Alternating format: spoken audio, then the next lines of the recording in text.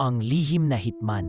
Sa isang maliit na bayan sa Visayas, may isang lalaki na kilala bilang tahimik at mabait.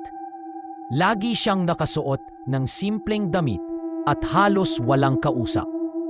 Pero ang hindi alam ng karamihan, isa pala siyang bayarang hitman. Araw-araw, para bang normal lang ang buhay niya. Naglalako ng gulay sa palengke, tumutulong sa kapitbahay, at tila inosente sa lahat.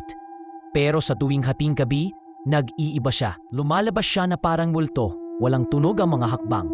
At sa bawat bahay na puntahan niya, lagi may kasunod na kabaong. May nagsasabing bago siya umatake, naririnig muna ang mahinang pagkaluskos at ang tila bulong sa dilim. May utos na, ikaw na ang sunod. Hanggang isang araw, nakita siya ng isang batang palaboy. Ngunit imbes na itumba ang bata, ngumiti lang siya at sinabing, kung ikukwento mo ito, ikaw ang susunod sa listahan. Simula noon, sunod-sunod ang mga bangkay sa baryo.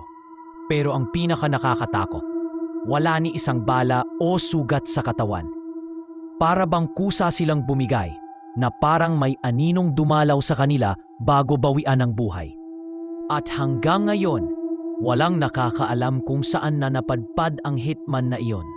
Pero sinasabing kapag may baryo na biglang nauubos ang tao, baka siya na ang dumaan.